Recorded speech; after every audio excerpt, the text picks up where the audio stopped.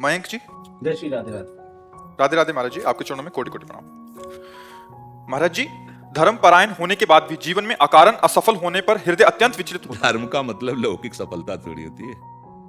धर्म का परिणाम होता है मोक्ष। धर्म का परिणाम होता है सफलता और असफलता में सम होना। हम लोग यही तो समझते ना, 4 दिन नाम जप लिया, हमारा काम क्यों नहीं बना, इसका मतलब भगवान नहीं सुनते। बहुत इसीलिए सत्संग की आवश्यकता होती है। सुख दुखे समे कृत्वा लाभा लाभो जया जयो, ये धर्म का स्वरूप होता है। अगर आप धर्म से चल रहे हो तो आपको पक्का पता मैं धर्म से चल रहा हूं, तो दुख जो आया है, असफलता जो आई है, ये मेरे किसी कर्म के परिणाम का स्वरूप है। इसमें भगवान का कोई अवश्य में भोक्तव्यम कृतम कर्म शुभाशुभम। तो शुभ कर्म 2 ही प्रकार के कर्म हैं, शुभ और अशुभ।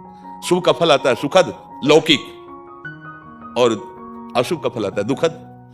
जो धर्म है वास्तविक, वो है भगवान के चरणों का आश्रय लेकर के शास्त्र आज्ञा के अनुसार बर्ताव करना। वो तुम्हें शुभ अशुभ दोनों से ऊपर उठाएगा, सुख दुख में समान भाव लाएगा। अब हम अगर विश्वास करें इस बात पे तो आश्चर्य होगा। देखो किडनी फेल है, डायलिसिस हो रहा है, कष्ट भोग रहे हैं, तो बोले आपको भजन का फल क्या मिला, दहाड़ रहे हैं।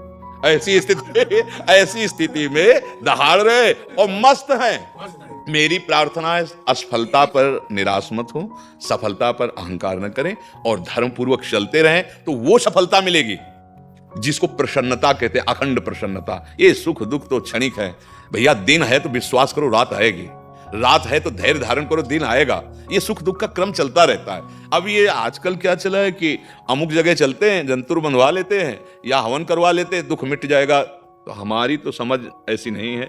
हमें जैसा गुरुजनों से समझ में आया है, भगवान के बच्चे में भोक्तव्यम कृतम कर्म शुभाशुभम। भैया तो भगवान से बढ़कर तो कोई शक्तिशाली है नहीं, वो कह देते नहीं।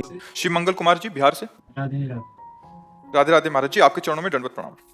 गुरुदेव, आपने प्यार से सभी के संशय का निवारण करते हैं, मुझ में भी हिम्मत आई है इससे।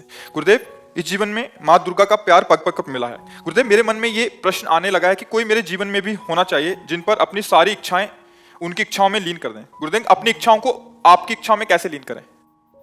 आज्ञा पालन, आज्ञा पालन, दूसरा कहिए आज्ञा शम्न सुसाहिब सेवा। अगर हम गुरुजनों की या आराध्य देव की तन्मयाह वृत्ति चाहते हैं, तन्मयाह, उसमें आज्ञा पालन। जो गुरु प्रदत्त नाम है, जो गुरु प्रदत्त मार्ग उपासना है, वही साक्षात गुरुदेव की आत्मा है, जीवन है, स्वरूप है। अगर उनकी बताई हुई बात पर हम चलें, जो उन्होंने मार्ग दिया, और उनके जीवन भर जो रसास्वादन किया, वो नाम वो देते हैं। अगर उस नाम का हम स्वाद लें तो उससे जो रस निकलता है, जैसे बोला राधा राधा राधा, ये जो रस निकलता है, ये अंदर की सारी मलिनता को नष्ट कर देगा। इससे बड़ा कोई चरणामृत नहीं। पर अगर झूठ से भी खेले तो सच्चा हो जाता है। ये मार्ग ऐसा है, भगवत मार्ग ऐसा ना।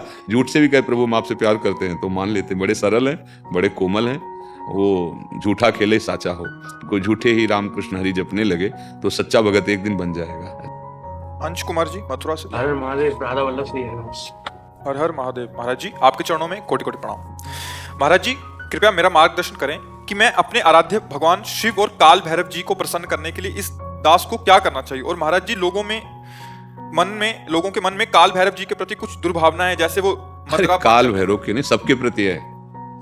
सबके प्रति सद्भावना किसके किसके प्रति है। कोई विशेष उपासक होगा जो सद्भाव वाला हो, नहीं तो कुमत ही बढ़ रही, दुर्भावना ही बढ़ रही। आप क्या समझते हो? भगवान को अपशब्द बोले जा रहे हैं, भगवत जो स्वरूप शास्त्रों की अवहेलना की जा रही है। कहाँ, कौन मान रहा है? 2-4 इन्हें गिने जो सद्भाव सतमार्ग वाले हैं, तो भगवान की आज्ञा पे चल रहे हैं। तो मनमानी सब चल रहे हैं, तो अवज्ञा ही तो रही। भगवान की आज्ञा को उल्लंघन हो रहा है। तो चाहे काल भैरव, चाहे महादेव जी, जितने भी नाम रूप हमारे भगवान के ही तो है ना। भगवान ही विविध रूपों में है, जो जैसी भावना करे वैसा वो साक्षात्कार करे। एक ही परम तत्व है, 100-200 तो है नहीं। तो चाहे जिसकी उपासना करे, उपास्य देव पर स्वयं रति करे। लोग क्या कहते हैं, हमसे क्या लेना देना। लोग हाँ महादेव को क्या कहते हैं, काल भैरव क्या कहते हैं, हरि को क्या कहते हैं, हमको क्या लेना देना। हम लोगों की भावना से थोड़ी भगवान का आश्रय लिया है। हम तो अपने भाव से आश्रय लिया है। हम भगवान को प्यार करते हैं, बस खत्म खेल। तुम गाली दो या तुम पूजो, तुम्हारी वृत्ति है, तुम्हारी श्रद्धा है, वो तो हमारे प्रीतम है, हमारे आराध्य है, खत्म खेल। आपको क्या समस्या है? तो क्या ये देखकर चाहते हो कि लोग काल भैरव पर ही श्रद्धा करें? समझो, तो फिर हमारी श्रद्धा क्या रह गई? हमारी श्रद्धा है थोड़ी कि 4 लोग प्रणाम कर रहे हैं तो हमने प्रणाम कर ली, वो दिखावटी बनावटी श्रद्धा है। नहीं, मेरी पर्सनल एकांतिक श्रद्धा अंतर की होनी चाहिए कि तुम लोग मानो या न मानो, हम तो आपसे प्यार करते हैं, बस खत्म करिए। और आप भी हमारी तरफ मत देखो, किसी और की तरफ देखो तो भी मैं आपको प्यार करूंगा। ये एकांतिक प्यार होता है। तो भक्ति भाव में श्रद्धा विश्वास दृढ़ होना चाहिए।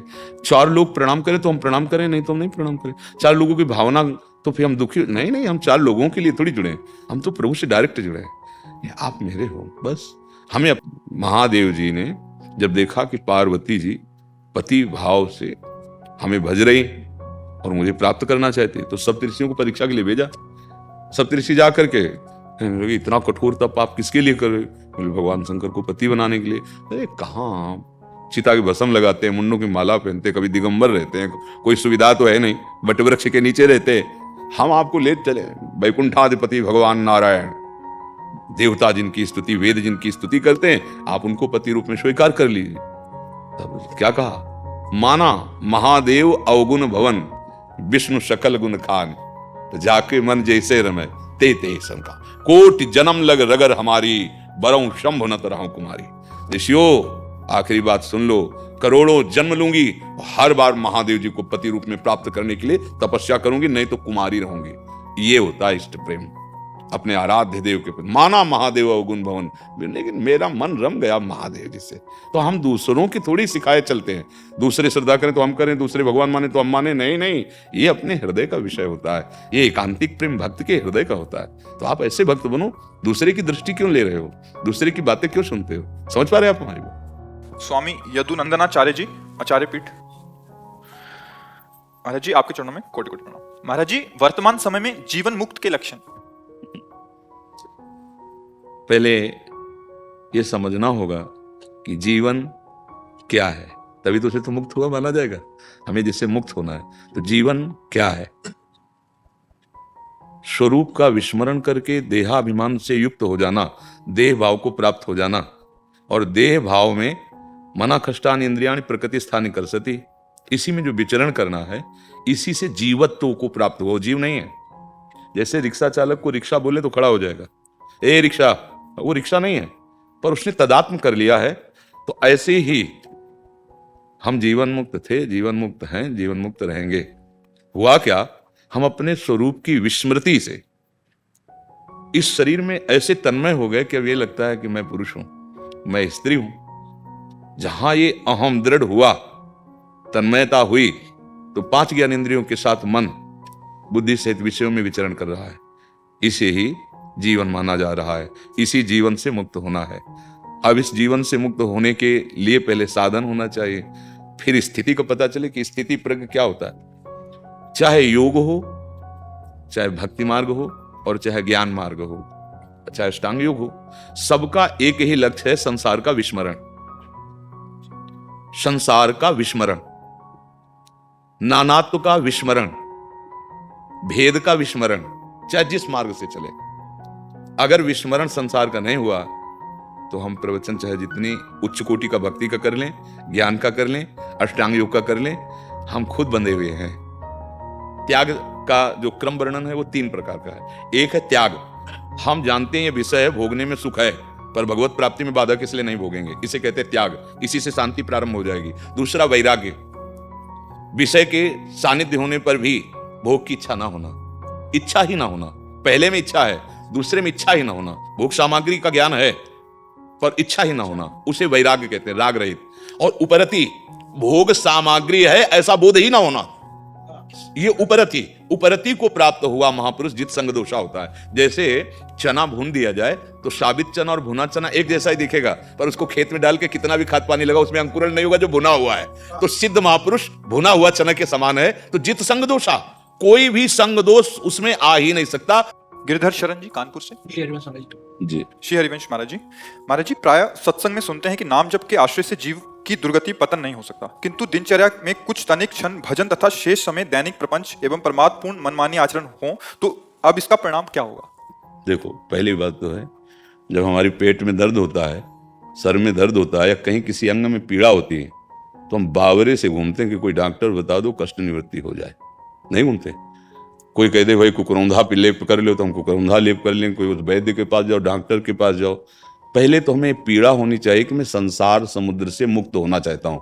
जिसे विवेक चूड़ामणि में भगवान शंकराचार्य जी ने कहा मुमुक्षुता, ये हजारों साधकों में से किसी एक की होती है कि मैं मुक्त होना चाहता हूँ।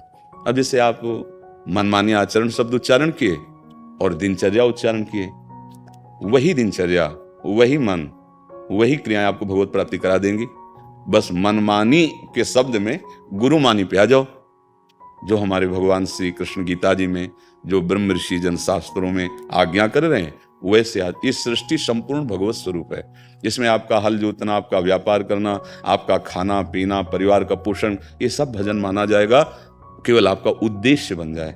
अभी हमारा उद्देश्य नहीं बना तो मनमानी आचरणों में क्या है कि मन का सदैव स्वभाव पतन की तरफ जाने का होता है। जैसे जल को कहीं भी छोड़ो ना, वो ढलान की तरफ ही जाएगा। ऐसे अगर मन को छोड़ दो, आप अभी छोड़ दो, तो ये विषयों की तरफ ही जाएगा। हम नहीं कह रहे, भगवान कह रहे हैं मना खष्टान इंद्रियाणी प्रकृति स्थान कर सती। अब जैसे मन को ऊपर चढ़ाना है, ऊपर कहाँ? ऊर्ध्वमूल मधा शाखा मस्तत्तम प्राहुरभ्यम। ऊर्ध्वमूल कौन है? भगवान श्री कृष्ण है। तो जैसे हम जल को, जो जिसका प्रवाह नीच गति को है, उसे उच्च गति में चढ़ाने के लिए यंत्र का प्रयोग करते हैं, वो नहीं मोटर आदि यंत्र। ऐसे ही मन को ऊर्ध्व गति में चलाने के लिए गुरुमंत्र का प्रयोग करते हैं। आप जितना गुरुमंत्र जपे पर मनमानी त्याग करें। मन का तो स्वभाव ये गंदे आचरणों की तरफ जाना। गाल फुला लो, हंस दे, एक बार करके दिखाओ, है नहीं? या तो गाल फुला लो और या तो हंस लो। तो ऐसे मनमानी आचरण कर लें और भगवत भी प्राप्ति कर ले, तो भगवान ऐसा कैसे हो सकता है? तो इसलिए हमारी तो प्रार्थना है कि पहले मनमानी आचरणों को छोड़ने के लिए सत्संग वाक्यों का मन में मनन करो, और नाम जब आपको बल देगा उसको गलत रास्ते से रोकने में। वो जब आपको प्रथम स्वभाव का जलाएगा तो उसको आपको सहना पड़ेगा। धीरे धीरे सहते सहते आपके हृदय की जीव ही मलिनता नष्ट हुई तो यही मन तुम्हें भगवान से मिला देगा। यही मन आत्म स्वरूप में स्थित हो जाता है। यही मन जब अमना हो जाता है, संकल्प रहित हो जाता है, तो भगवत स्वरूप हो जाता है। विभूतियों में भगवान ने कहा है इंद्रियाणाम मनश्चास्मि। मनमानी आचरण तो फिर विषयों की भी ऐसा दोनों चलता है कि ऐसा लगता है कि प्रमाद होता है कि आज ना भजन कर लिया है, अब तो शायद सारी छूट मिल गई है, अब तो नहीं। ऐसा ना तो कभी सत्संग में बोला गया है और ना किसी शास्त्र में लिखा है। नाम ले लिया, अब तो प्रमाद होता है कि आपने इतना माला जप लिया, सब तो कुमार्गगामी बनने के लिए कभी आदेश मिला है? नाम के बल पर पाप करना वज्र के समान पाप हो जाता है और वो उसे अवश्य भोगना पड़ता है। भूल से पाप हो गया, नाम काट देगा, और नाम के बल से पाप किया जाए तो ये देखो, अगर औषधि का प्रयोग किया जाता है रोग निवारण के लिए, देखो कितने टेबलेटों पर सरकार प्रतिबंध लगा देती है ना। कब? जब उसे आप व्यसन के रूप में लेने लगते हैं। आप देखो अपने प्राकृतिक धरातल में देखो, वही आपकी औषधि है, लेकिन आप जब व्यसन रूप में उसके लेने लगे तो आपके ऊपर शासन लागू हो गया। वही नाम आपका परम मंगल करने वाला है, पर नाम का सहयोग लेके आप दुराचार करने लगे, अब आपके ऊपर शासन लागू हो जाएगा और आप पीटोगे, फिर ठीक हो जाओगे। ठीक तो कर ही लेंगे, वो बहुत बहादुर हैं। हाँ, साम दाम और दंड भेद से सीधे रास्ते हैं। ऐसा नहीं, सच्चाई से जब नाम जप करोगे तो भय एक लगेगा कि मुझसे कहीं नाम छूट न जाए, कहीं मेरे से गलती ना हो जाए। श्री कृष्ण अनुकूलेन प्रतिकूलस्य वर्जनम, ये नाम जापक की वृत्ति होती है।